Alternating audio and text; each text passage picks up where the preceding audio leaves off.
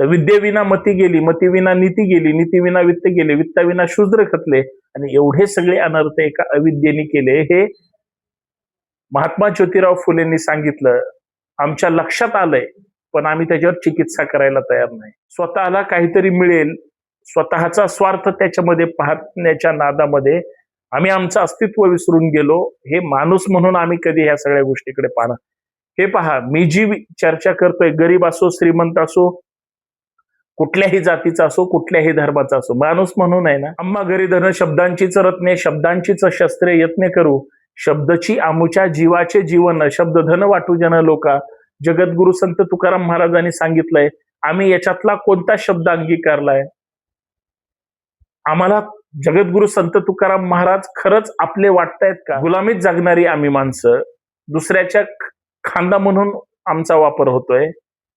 लाचारीत जगणारी आमची माणसं, तळवे चाटणारी आमची माणसं, नेत्यांची हुजरीगिरी करणारी आमची माणसं, सामाजिक असेल, राजकीय असेल, त्यांच्या पुढे करणारी आमची माणसं खरंच स्वाभिमानी आहेत का हो? पूर्वी माणसाला किंमत होती, आता माणसाच्या लाचारीला किंमत आहे. पूर्वी माणुसकीला किंमत होती, आता माणसाच्या लालघोटेपणाला किंमत आहे. पूर्वी समूहाला किंमत होती, माणसाच्या एकजूट असण्याला किंमत होती.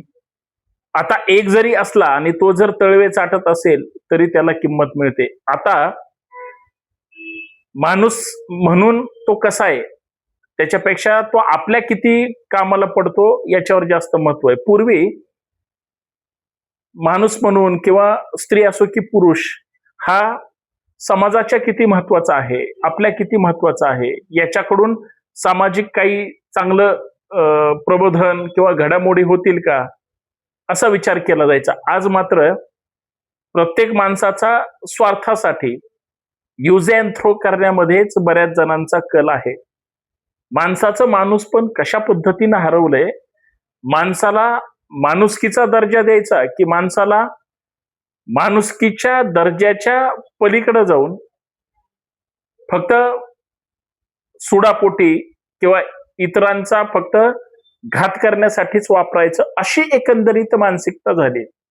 आजची तरुण पिढी घ्या, मग ते मुलं घ्या किंवा मुली घ्या, त्यांच्यापर्यंत आमची एक सक्षम आयडिओलॉजी पोचायलाच तयार नाही. आणि माणसाला फक्त काहीतरी कॉस्मेटिक ग्लॅमरच्या नादाखाली आम्ही आमचं अस्तित्व विसरून जातो की काय, अशी सुद्धा परिस्थिती निर्माण झाली. त्याचं कारण असं आहे, बापाला बाप न म्हणणारी माणसं सुद्धा आज समाजात जिवंत आहेत.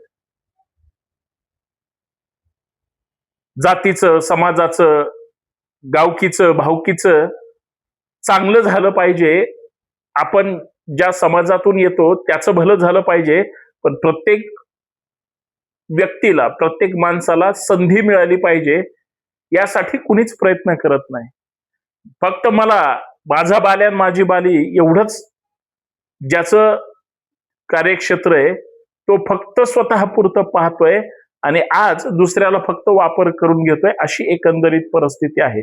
समाजकारणात आहे, राजकारणात आहे, वैयक्तिक जीवनात आहे आणि प्रत्येक जण दुसऱ्याच्या खांद्यावर बंदूक ठेवून तिसऱ्याची शिकार करण्यासाठी प्रयत्न करतोय. हे थांबलं पाहिजे की नाही? माणूस म्हणून स्वाभिमानानं, सन्मानानं जगता आलं पाहिजे की नाही? माणसाला माणसाचा दर्जा देत असताना तो आपल्यासाठी किंवा आपण त्याच्यासाठी, भले आपलं पोट भरेल की नाही माहित नाही, परंतु तो उपाशी राहिला नाही पाहिजे यासाठी कुणी प्रयत्न करणार आहे की नाही? या सगळ्या मुद्द्यांवर मित्रांनो चर्चा करायची. सर्वांना नमस्कार, जय जिजाऊ, जय शिवराय, जय भीम, जय महाराष्ट्र. मी पुण्यातून ऍडव्होकेट संतोष शिंदे. या सामाजिक अर्थानं हा व्हिडिओ बनवतोय, त्याच्यामुळे संतोष शिंदे ऑफिशियली आपल्या सामाजिक युट्यूब विचारपीठावर आपल्या सर्वांचं स्वागत. विनंती एवढीच आहे, कमेंट पहिली करा, व्हिडिओ लाईक करत चला, व्हिडिओ जास्तीत जास्त शेअर करा. माझ्या व्हिडिओ बऱ्याच आपल्या लोकांपर्यंत पोहोचत नाहीत, काहीतरी तांत्रिक अडचण आहे. युट्यूब असेल किंवा गुगल असेल, संतोष शिंदे ऑफिशियल किंवा ऍडव्होकेट संतोष शिंदे सर्च करत चला, म्हणजे तुम्हाला व्हिडिओ तुमच्या डायरेक्ट मोबाईल मध्ये पाहायला मिळतील. मी चर्चा माणसांची करतोय. आज आम्हाला माणसं, माणुसकी हा तर वेगळाच मुद्दा आहे. आमच्या आयडिओलॉजीचं काय? आज आम्ही कुठल्या विचारामध्ये काम करतोय? आज आम्ही कुठल्या विचारधारेचं काम करतोय? आज आमची विचारधारा काय आहे? मी ज्या विचारधारेत काम करतोय ती विचारधारा या राष्ट्राचा गाडा, या सगळ्या समाजाचा जो वैचारिक रथ आहे तो पुढे घेऊन जाणार आहे का? जाती जातीमध्ये वाद लावणारा माझा विचार आहे की सगळ्या जातींना एकत्र करून माणूस म्हणून जगवणारा माझा विचार आहे? हे आम्ही कधी विचार करतोय का? काही जण विचाराच्या बांधावर आहेत. ते फक्त बघतायत हे या विचाराचे, ते त्या विचाराचे, पण चांगला विचार स्वीकारून पुढे जायला कुणीच तयार नाही. म्हणून तो एकलकोंडा राहतो. जो व्यक्ती कुठल्याही आयडिओलॉजी मध्ये नाही तो एकटा असतो आणि एकटा माणसाचं कधीच काही होत नसतं. तो आयुष्य जगेल, पण आयुष्य जगत असताना त्याला 4 हक्काची माणसं कधीच वैचारिक दृष्ट्या मिळत नाही. लाचारांचं आयुष्य आहे माहितीये, गुलामीत जगणारी लोक माहितीयेत. गुलामाला गुलामीची जाणीव कधीच होणार नाही, कारण त्याला गुलामीत जगण्याची सवय लागली. आम्हाला गुलामीत जगायचंय की गुलामी झटकरून या प्रस्थापित सरंजामी व्यवस्थेच्या विरोधात काहीतरी चांगलं करायचंय? हा विचार महत्वाचा आहे. आज आम्ही ज्या विचारधारेचा मी आता स्पर्श केला, खरंच आमची विचारधारा या महाराष्ट्राच्या, या देशाच्या हिताची आहे का? आमच्या संतांनी काय सांगितलंय? आमच्या महापुरुषांनी काय सांगितलंय? बऱ्याच समाज सुधारकांनी या देशासाठी खूप काही करून ठेवलंय. त्यांची आयडिओलॉजी काय? आम्ही काहीच बघणार नाही.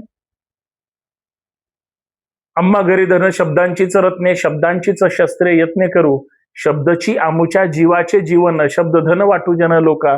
जगद्गुरु संत तुकाराम महाराजांनी सांगितलंय. आम्ही याच्यातला कोणता शब्द अंगीकारलाय? आम्हाला जगद्गुरु संत तुकाराम महाराज खरंच आपले वाटतायत का? का फक्त पंढरीची वारी आली की नामदेव तुकाराम महाराज म्हणायचं, नामदेव तुकारामांचा जागर करायचा, गजर करायचा? त्याच संतांनी काय सांगितलंय हे आम्ही समजून घेणार नाही का? समाज सुधारकांचं जर घ्यायचं म्हणलं, राष्ट्रपुरुषांचं, तर विद्येविना मती गेली, मतीविना नीती गेली, नीतीविना वित्त गेले, वित्ताविना शूद्र खतले, आणि एवढे सगळे अनर्थ एका अविद्येने केले. हे महात्मा ज्योतिराव फुलेंनी सांगितलं. आमच्या लक्षात आलंय, पण आम्ही त्याच्यावर चिकित्सा करायला तयार नाही. आम्ही ज्ञान घेतोय, आम्ही विद्या घेतोय, परंतु ती कशासाठी आहे? फक्त म्हणजे ज्ञानार्जन करणं किंवा काम धंद्याला लागलं, नोकरी लागणं इथपर्यंतच आहे का? त्या बुद्धिमत्तेचा आम्ही समाजासाठी वापर करतोय का? आणि राहिली सगळ्यात महत्वाची परिस्थिती, जी मी सुरुवातीला काही शब्दांना स्पर्श केला होता, की गुलामीत जगणारी आम्ही माणसं, दुसऱ्याच्या खांदा म्हणून आमचा वापर होतोय, लाचारीत जगणारी आमची माणसं, तळवे चाटणारी आमची माणसं, नेत्यांची हुजरीगिरी करणारी आमची माणसं, सामाजिक असेल, राजकीय असेल, त्यांच्या पुढे पुढे करणारी आमची माणसं खरंच स्वाभिमानी आहेत का हो? स्वतःला काहीतरी मिळेल, स्वतःचा स्वार्थ त्याच्यामध्ये पाहण्याच्या नादामध्ये आम्ही आमचं अस्तित्व विसरून गेलो. हे माणूस म्हणून आम्ही कधी ह्या सगळ्या गोष्टीकडे पाहणार? हे पहा, मी जी चर्चा करतोय, गरीब असो, श्रीमंत असो, कुठल्याही जातीचा असो, कुठल्याही धर्माचा असो, माणूस म्हणून आहे ना.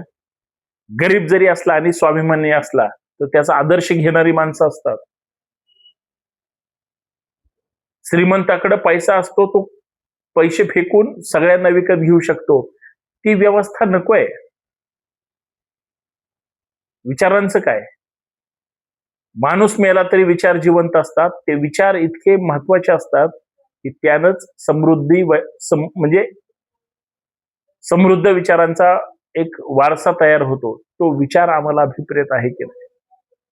मला एवढंच म्हणायचंय. मी काय बोलतोय कदाचित तुमच्या लक्षात 100% आलं असेल, पण ज्यांना मी काय बोलतोय हे लक्षात आलं नसेल त्यांनी एवढंच करायचंय, किंवा त्या अंगाने विचार करायचंय की आम्ही कुठला तरी चांगला विचार स्वीकारला पाहिजे, जो पुरोगामी महाराष्ट्रासाठी, परिवर्तनवादी महाराष्ट्रासाठी, विज्ञानवादी विचारांसाठी. कधीतरी संत गाडगे बाबा वाचा, संत तुकडोजी महाराज वाचा, नामदेव महाराज वाचा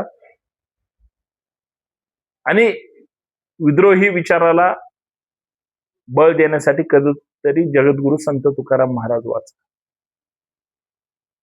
छत्रपती शिवाजी महाराज असतील किंवा बुद्धांचं तत्वज्ञान असेल, फुले शाहू आंबेडकर, अण्णाभाऊ साठेंच्या विचारधारेपर्यंत या माणसाने कोणासाठी काम केलंय हे फक्त बघा. ते ज्या जातीत जन्माला आले त्यांच्यासाठी काम केलं का त्यांनी समाजात जन्माला आलात म्हणून सगळ्यांसाठी काम केलं, हे तुम्हाला ज्यावेळेस कळेल त्यावेळेस 1% सामाजिक काम तुम्ही करावं जे निस्वार्थी भावनेनं आणि ते सर्व समाजासाठी. तर मला असं वाटतं माणूस म्हणून आपण काहीतरी करण्याला अर्थ आहे. अन्यथा कुठल्याही गोष्टीला अर्थ उरत नाही असा माझा ठाम विश्वास आहे. विचार फार महत्वाचे. कुणाच्याही माग पळण्यात आणि कुणाचाही झेंडा हातात घेण्यात आणि कुणाचाही जय म्हणण्यात काही अर्थ नाही. कारण हे सगळे स्वार्थासाठी तुम्हाला आम्हाला गोळा करतात आणि स्वतःचा स्वार्थ साधतात, स्वतःची घरं भरतात. ज्यावेळेस आपल्याला काय द्यायचं वेळ आली किंवा आपण काही मागणी केली की तुमच्या शब्दाला, विचारांना आणि तुमच्या कशालाच किंमत देत नाहीत.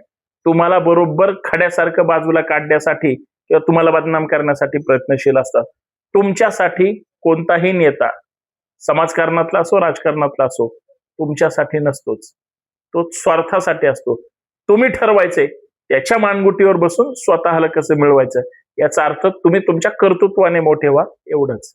बाकी आपण सुज्ञ आहात. जय शिवराय, जय भीम, जय महाराष्ट्र. संतोष शिंदे ऑफिशियल हक्काचं युट्यूब चॅनल आहे. सबस्क्राईब करायला विसरू नका. प्रत्येक व्हिडिओ शेअर करत चला. प्रबोधनाचा महाजागर आहे, त्याच्यात ऍडव्होकेट संतोष शिंदेचा वाटा माझ्या परीनं मी टाकत जाणार आहे. तुम्ही फक्त सहकार्य करा. जय शिवराय.